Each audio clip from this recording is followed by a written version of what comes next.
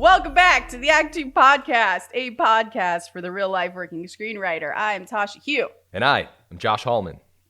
And as a reminder, Act Two is a network and support group for the everyday working screenwriter, of which this podcast is just one of the things we do. Thank you for joining us here. And thank you to all of you who subscribe to the podcast and who give us feedback. We love it. We appreciate it. We need it. If you'd like to DM us with questions, topic suggestions, or feedback, or if you just want to say hi, you can reach out to us at ActTwoWriters@gmail.com, which is all spelled out, or on our Instagram and Twitter at ActTwoWriters. I'm on the things, Story Thursday on Instagram and Twitter at Tasha 3.0. And I am Joshua Hallman on Twitter, Josh Hallman on Instagram. And today we are talking about a writing craft thing. We're getting back to the craft. Mm-hmm. And Screencraft always posts these interesting lists. It's like the BuzzFeed for screenwriting. I'm sure that's exactly what Screencraft thinks it's doing. And they posted this thing, which was kind of interesting, about 8-sequence structure. And the basic idea is you have a 120-minute movie that can be broken down into 8 sequences of roughly 12 to 15 minutes each, which there was an interesting little factoid at the top of this list, because according to Screencraft, and I've done no research of my own on this at all, but according to Screencraft, they said that back in the days when we had film reels, and the film reels needed to be changed in the movie theater, it would take a few moments to change those, and so screenwriters would need to write to these kind of cliffhangers so that the audience wouldn't just leave the theater because they're bored. So it's basically like a commercial break within actual theatrical released movies. So they kind of had to think about this 8-sequence structure, and that's where it all started. So that's a cool origin story if that is true, and that is the intro I have today. No, that's a great intro. I saw this article, and I actually found it pretty interesting because we've talked about structure. We always talk about structure. Whenever I see somebody's outline or someone else's structure, I'm just really interested in it. I came across, and I think I sent it to you, the very light outline for The World's End, which was an Edgar Wright film, and it was on side. I don't remember you sending this to me. I did. We were like, we're going to talk about it on the podcast. And I was God damn it. Tasha, have you seen The World's End? And then you said, Paul wants me to see it. And then we had like a 10-minute conversation that was very memorable for all of us. And, but it was broken. The way, you know what? I'm gonna post this. What I'm talking about right now, I'm gonna post this on our Twitter feed because it's so interesting. It breaks down The World's End, and I'm just really interested in when structure breaks things down into little segments, and everyone tries to simplify this shit because it's really complicated. Yeah, I remember it now. You sent a picture of it. It was like it was a whiteboard. Yeah, which was. Yeah. You're making shit up right now. I'm so happy because you used to just tell the truth, and now you've come to the dark side. You just lie on the fly. I don't have time for the truth anymore. Lie. Yeah, the truth is whatever you want it to be. So anyway, structure. It's just a crazy thing. People ask about it, right? Because whenever I have let me just the very like base level of this, the way I always look at structure is obviously you have Act 1, you have Act 2, and you have Act 3. But in Act 2, you have like Act 2A and Act 2B. Yeah. And that's it. That's just how I look at structure. But now it's Act 2A.1, Act 2A.2, Act 2B.1, Act 2B.2, which is what we'll talk about today. And I struggle with this a lot, like story structure. And you and I have talked about this on the podcast and on our own. We're like, I feel like neither of us are proponents of structural rules. We hate rules. I feel like outside of writing, I'm a rule follower. Inside of writing, I'm a huge rebel. Oh, yeah.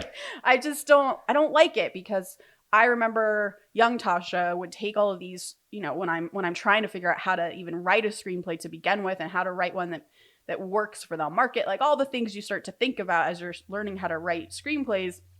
I would read all these structure books. It would be overwhelming because when they talk about structure in these books and on these lists and stuff, they make it sound like you have to write your movie and your story to that structure, like meaning the structural beats are how you get your ideas, is how it always read to me. Because they would like break down Indiana Jones and make it seem like Indiana Jones is beated out this way because they wanted to write a movie with this kind of structure. versus just having the idea of Indiana Jones. And I don't know if that makes sense, but I've had to learn to reverse that, where it's like I come up with my story first. I come up with what I want to tell, and maybe even how it ends, and some of the main turning points. I have that already in my head. Yeah. And then when I sit down to figure out, okay, how do I make this cool idea into a movie? That's when I start looking at some of these templates, these structure templates, to be like, okay, that's right. I need my midpoint at, around middle of the movie, around that 50-minute mark. Okay, how do I get to that? Well, I need, a turning point to get into act 2. And it's just like, it's starting to layer in those beats, but only after I've come up with my story first. So like, I guess that's my sort of caveat to this whole structure conversation we're about to have. No, totally. And I really feel like, especially in a first draft, unless you have a very extensive outline that is to the point, in a first draft, a lot of times you just want to write. And that's like 150 pages of whatever your story is, and that could be trimmed down later to 90 pages or 100 pages or 110 or whatever it is. So a lot of times I find myself not even following any structure. It's just like getting moments down. Well, I think once you get into it, by the way, like you start to learn, like structure becomes sort of innate, and you know where you need all the stuff, and you stop needing to look at these templates. You're just like, all right, listen, nothing's happened. No one cares about these characters anymore. Something has to happen. Yeah, you can feel it if there's a bunch of dead space.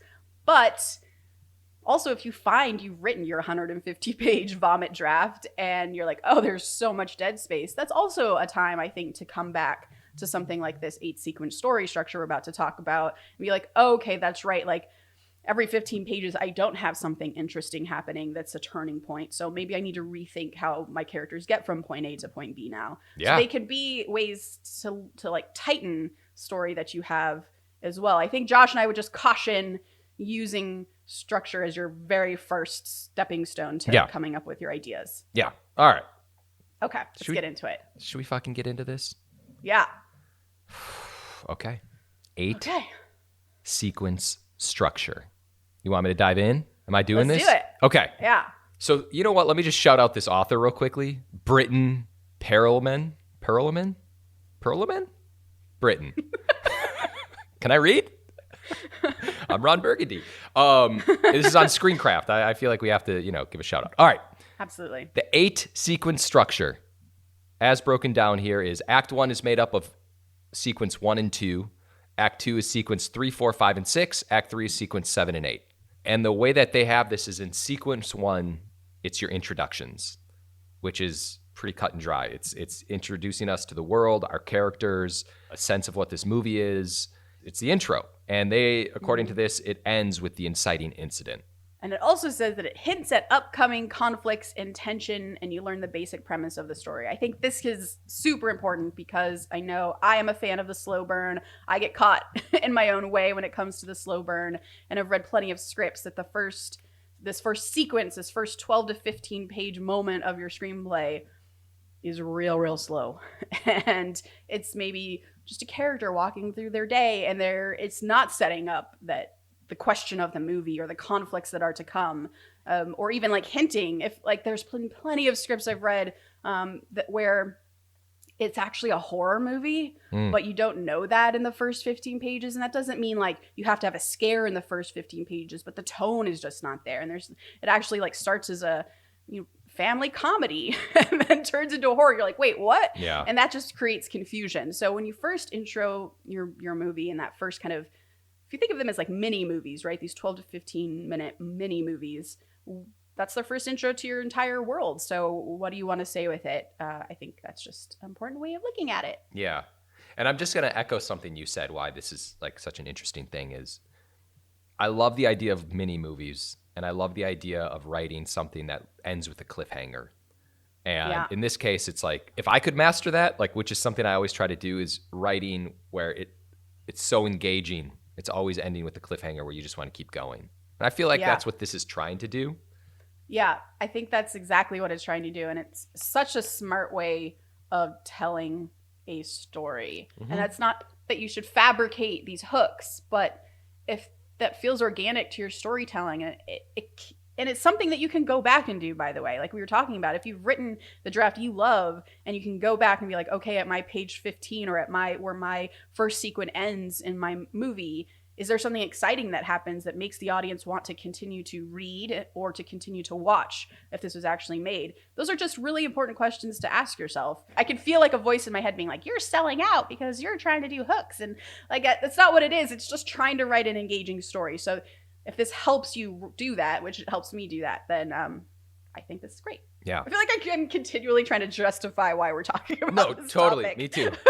Why is that? Why? Yeah. All right. I don't know. Because we hate structure. All right. Sequence 2 is the dilemma. So after your introduction, you're talking your 12 to 15 minute movie now is their dilemma. So after the inciting incident, there's usually a period of time in which the protagonist considers the call to action, where they debate whether or not to leave their familiar, comfortable world and proceed into the unknown. That's what happens in this sequence, though, of course, it will look different in every story. So by the end of sequence 2, the protagonist is on the journey that will take them to the end of the movie, and there's no turning back. That's quote unquote from Screencraft. Yeah. But I love the last bit, that the protagonist is on the journey that will take them to the end of the movie, and there is no turning back. Mm-hmm. That's your break into Act 2 when we talk about the call to action.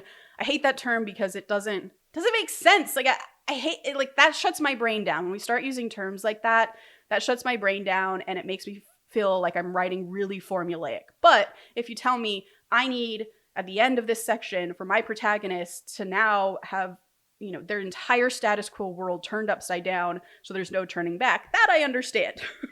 You know what? I think I know why we're just justifying everything here. We're working through our own issues. Is because this is like, it moves into like Save the Cat territory, which great, fine book. I love it. I love all the screenwriting books, and it's weird because there are no rules to screenwriting aside from just make or tell an engaging story that makes people turn the fucking pages of the script, or swiping if you're reading on an iPad probably. And I feel like we're now advocating for rules, which is weird, but we're not. So we're justifying why we're not. We're just saying that's it. Okay. Yeah, this is therapy. Clearly this is hitting on one of our issues. Jesus. Yeah. Okay. Sequence number 3. The first obstacle. Now, by this point, we are starting Act 2. The protagonist has officially entered the new world. And during sequence number 3, the protagonist faces their first real obstacle. New tensions and conflicts arise, and stakes are raised. So we're in it. There's no turning back. We're in it, and the new world is upon us. That's number 3. Sequence 3, I mean. Yeah, I also call this the fun of the premise. So once we've broken out of Act 1, we're at the first obstacle.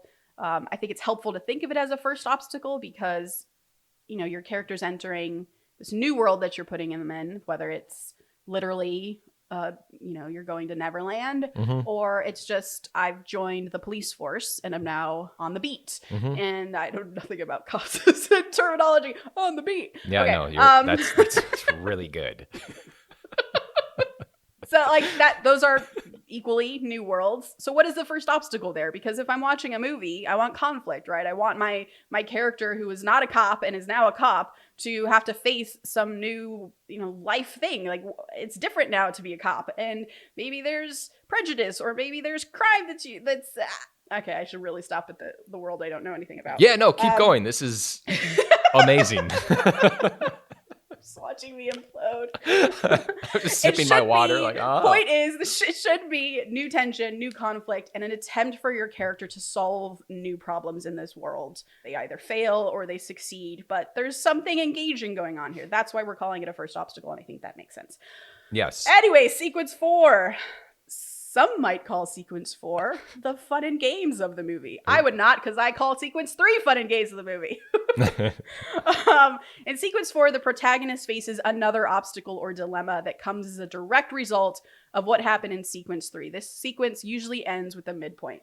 Okay, so this list is starting to piss me off a little bit. I got to tell you something, Tasha. Yeah. This is like a midpoint twist that I'm giving you in this podcast.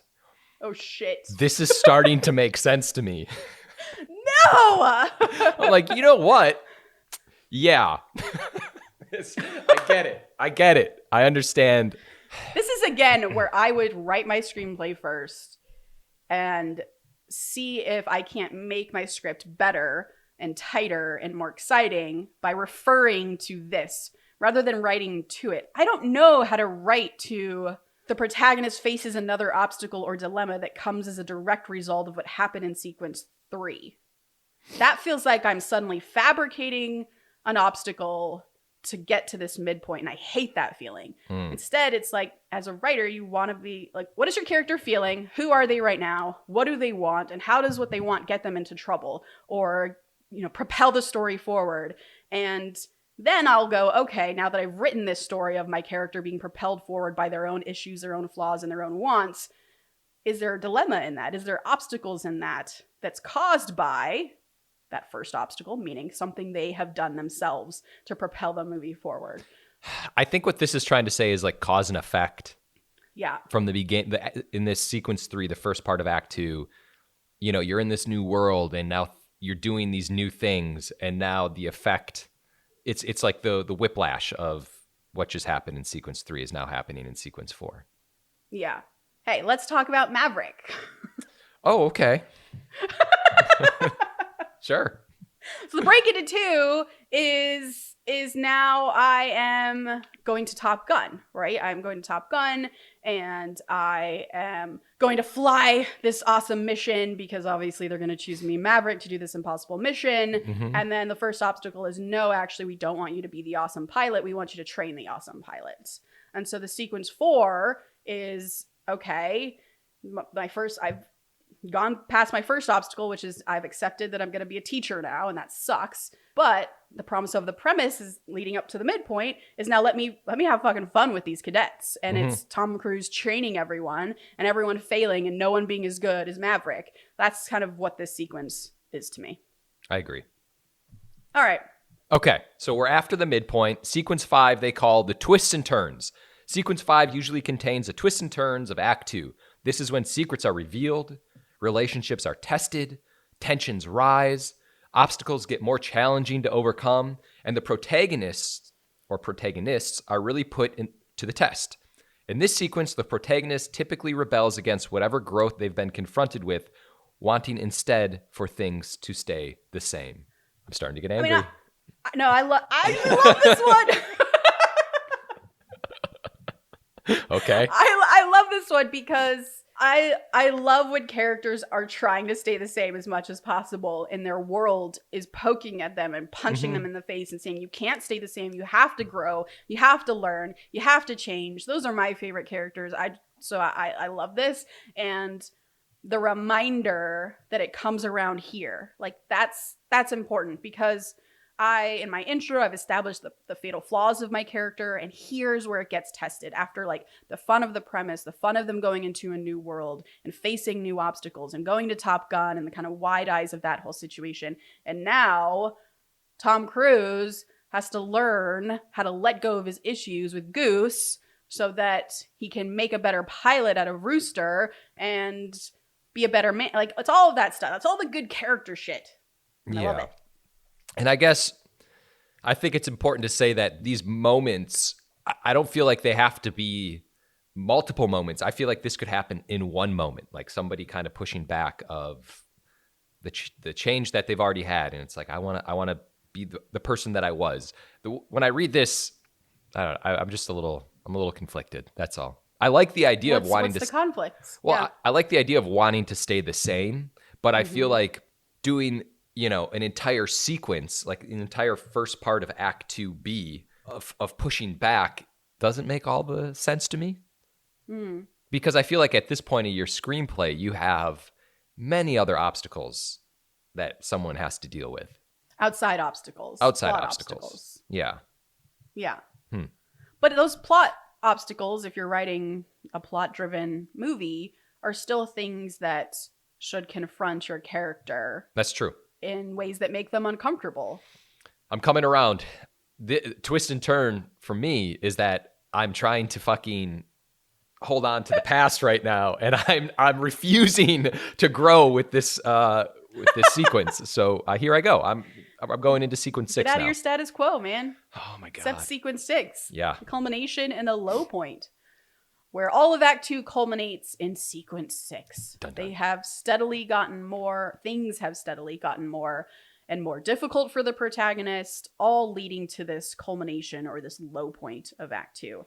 And at the end of this sequence 6, the protagonist finds themselves at a point of either culmination, the positive, or low point, negative, that directly leads them to the next sequence, which is the climax. I fucking hate this shit too, by the way. Positive, low point. There's so many in story structures. There's so many, like, if your protagonist fails at the end, then they need to succeed here. If your protagonist succeeds at the end, then they need to fail here. And I'm like, what the fuck does that mean? That's what formula is that?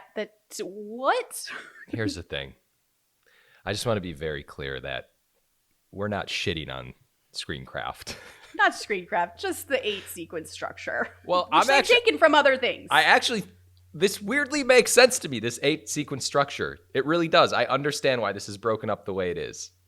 But do you understand this positive, negative thing? I think it confuses writers. Like, I don't know how to write to that. I don't either. What I do know, I love low points, so I'm not shitting on sequence 6 being a low point. That is where it should be. Your characters should have a low point where everything is taken from them. The things that they thought they knew about themselves are not true anymore, and I have to find a new way. That is, if you are writing a movie or a show that has a character who grows. I mean, you might not. You might have John Wick, who doesn't grow, and he's just awesome the whole time.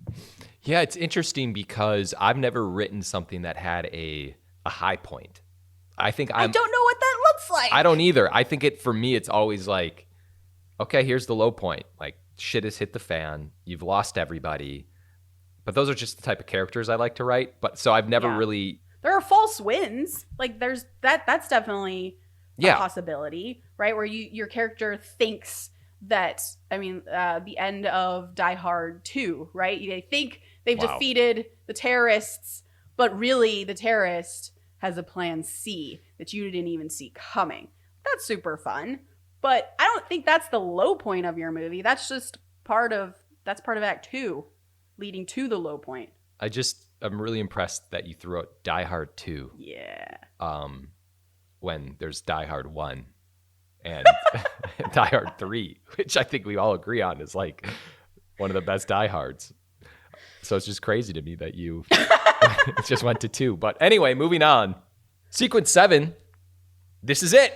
This is the climax, the big moment, the massive fight scene, the come to Jesus moment where your protagonist must change or die. Everything is on the line.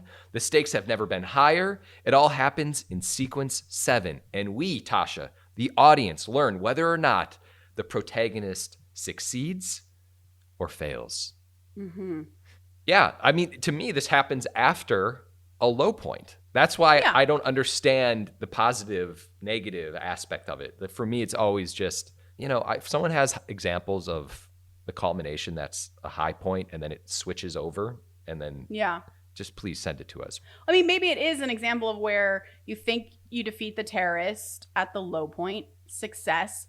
Yay, we're all celebrating. And then the climax is the terrorists' next real big attack. And you're like, oh, fuck, I didn't kill the terrorists. I have to go after them now. Yeah. And so now my climax is recovering from the false wind and moving into this new climax. Versus, say, the low point is, oh no, the terrorist has one-upped me and I have failed. And climax is, oh, I have a new idea of how to take down this terrorist. So it's just kind of twisting that a little bit. But again, I'm not going to figure that out by thinking, oh, I need a positive moment here because I need a fail at the end. That's not how I'm going to come to that story idea. Yeah. I'm going to come to this story idea because I love the idea that Bruce Willis thinks he's won and he's just too cocky about it. And really, my really intelligent villain that I love having crafted as being so intelligent has thought of everything and has a new plan. Like, that's how I'm going to come to this idea. I'm not going to come to it because I'm cramming it into a structure, which is why I hate structures. There's me again trying to... I'm sorry. This is important to talk about still. No, this is very, very important. I feel like what we're doing is working through our issues with it in real time while we're talking about this 8-sequence structure. Yeah. Because here's the thing. One more thing. Please. Oh, God. I have a whole like document on my desktop of story structure that I've stolen from different books and websites, and it includes a lot of these 8 sequence structure examples, and many of them are 8 sequence structures, but they're all different. Like we just read you sequence 7 with the climaxes. Here's sequence 7 in this other story structure. The revelation allows our hero to see victory, and he rejoins the battle with new fervor, finally turning the tables on his antagonist, and arrives at apparent victory, and then the tables turn one more time. Yeah. That's very different. But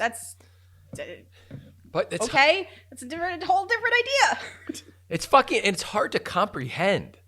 Like, that's the thing is, you're like, okay, the tables have turned. Oh, how do we turn the tables again? Like, that's difficult. I feel like just to read and without really fully knowing what your story is and without fully knowing who your characters are and who are the characters who are going to double cross another character and who has the potential to double cross another character. And that's just really, really hard to do on the surface. Yeah, if you don't know what your characters are doing already in the story and how you want them to progress, just as a general 50,000-foot bird's eye view of it, you're not going to be able to write to this. It doesn't make sense. I'm going to read one more other story structures, beat 7, that again is really confusing and always would trip me up when I was coming up and starting to try to learn how to write structure. Okay. So this sequence says, sequence 7 is the unexpected circumstances from the previous sequences raise the stakes and they create a new angle. Subplots begin to get wrapped up if the main tension is result or the effects of the main tension being resolved are dealt with. I have a degree in English and I don't know what that means. I was just going to say, I have no idea what you just said. Subplots begin to get wrapped up. Okay. Yes, that's okay. But I can't write, again, I can't write to that. I just know I need to start wrapping up my B and C story here. But that's going to come intuitively. I can't shove that into this moment. So that's why I think my recommendation is write your screenplay first. Write what you love, write what you want it to be, then come back to these story structures and say, okay, well, my climax isn't quite working or it is a little slower than I really want it to be. Maybe I've forgotten to wrap up my subplots. Okay, like let me look at the subplot thread in my script and see if I can't get it to kind of wrap up around this section of the movie. They become helpful tips in that way. Yeah. So that's how Josh and I think would advocate you use these kind of 8 sequence structures that you can find on Screencraft. Oh, God. Well, wait, we never read sequence 8. Sequence 8 is the resolution. Yeah. It is the narrative epilogue. It's what happens to your characters after their success or failure during the climax, including a look at how they have been impacted by that success or failure. In this sequence, the journey we've been on since sequence 1 finally comes to an end, and you fade to black. Yeah. Okay. Yeah, I mean, this is like, it's like the Biff Tannen moment. It's like he punches Biff Tannen at the end. Or like, you know what I'm saying? It's like the passive guy all of a sudden now can stand up to his boss who's been a dickhead. Or that's the resolution. That's just kind of to see how the characters have changed in the growth. But yeah, I agree with everything you just said in the sense of write your screenplay, make sure there's things happening to your character, there's twists and turns, and then kind of go back and try to fit it into a structure if you want to in like a revision phase. I think that's probably the healthiest way to do this without beating your head wondering how to write with this structure. Yeah. And if you do feel like you're someone who really needs structure to help write your script, it totally makes sense. I still do it all the time, especially if I just have a kernel of an idea and don't know how it's a movie. Like I just have a character that I love and maybe I have the ending. Well, I have no idea what the other beats are. So I will often pull up that Word doc I have on my desktop that's all these different story structures. And okay, which one makes the most sense for me and for this story? And I'll start kind of plugging in moments that I think work given my characters. And it just that's a way I brainstorm sometimes. So you can use it for that. But usually when I'm doing that, it's not, okay, subplot wraps up here. It's not positive and failure here because that's confusing to me. I don't understand that. It is, however, inciting incident at 15 pages, break into Act 2 at 25 pages, a midpoint at page 50, a low point at page 75, a climax, and a resolution. Those are the beats I do when I'm just brainstorming. Yeah. And that helps me see just the skeleton of this to help me continue to build out my story. And then, yes, I will go in to these weird subplot things and be like, oh, right, I totally forgot to wrap up the love story. I got to find a beat for that. And I actually have that problem in my current screenplay that I'm working on right now, where I've gotten the note that like this mentor relationship I have between my two main characters doesn't have a wrap-up moment. And I'm like, shit. If I'd only looked at that sequence 7 and the 8 sequence structure, I would have remembered to do that. So these are important, and they do actually have an effect on your screenplay, and people do notice when it's not there. Yeah. I'm just weary of advising people to follow these as your starting point. Well, so it's really interesting, and I'm going to post this World's End thing that I was telling you about. It's broken up in an 8 sequence structure. I just looked at it. And that's amazing. What's crazy about it is I feel like it's a little more succinct. Like I'm looking at it and it makes sense to me. And I'm like, okay, I can see this. And sometimes breaking things up, at least for me, I find where you're like, okay, this is what the first part of Act 1 is. This is the parts of Act 2. It doesn't make the screenplay so daunting. It's almost like you can look at it and it's like, here are the pieces. This is what happens in this sequence, this sequence, this sequence, where sometimes screenplays can feel like a big web of just mystery. Yeah. And I feel like the more you can kind of wrap your head around it and it can be a little bit more of a linear thing in your brain, for me, it's helpful. You know what I'm going to do? You haven't just inspired me. Yeah. And this episode has just inspired me. The script that I'm revising that I'm having some difficulty with in terms of seeing the full picture, I think I'm going to print out like the mini movies in the movie. Yeah. Like where each section, staple it separately and read it and be like, oh yeah, this has no individual arc here. Yeah. And break it up that way. I think that's super cool. And I will keep you posted on if that works. But that's a great way to use this structure idea. Plot twist. You and I both are advocates for the 8-part story structure. It makes sense to me now. All of a sudden, we've talked this through. I'm like, okay. You can break it up. So you had a failure earlier. It was a negative, and now it's a positive. It is. It's so true. I can see, and I feel like I'm going to do it. And I actually did this with something that I'm outlining now, where I was breaking down my Act 1. This was before reading this, by the way. But I was like, okay, the first part of Act 1 is this. The second part of Act 1 is this. First part and I was going through everything, and it was kind of this structure, but just in like my own brain. Yeah. You know what would be interesting? The last thing I'll say is we should one day write out what our structure looks like the Tasha theory and the Josh theory. And so if someone were to try to write a screenplay, it would be like, this is how Tasha does it. This is how Josh does it. The Act 2 way of doing it. Yeah. I'm sure ours are different too.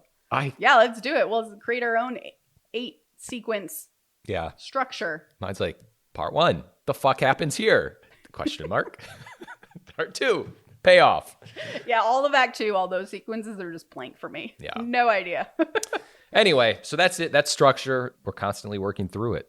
Like it or not, there's structure in screenplays, and I don't know where we fall in that. There is. When you write in TV, structure becomes super important. Yeah. Because you can't get away with lazy scripts. You can't get away with it because people will literally stop watching and they will stop making your show. So we do have to look at them definitely in acts. We definitely, like currently right now, it's like, well, what is our act out?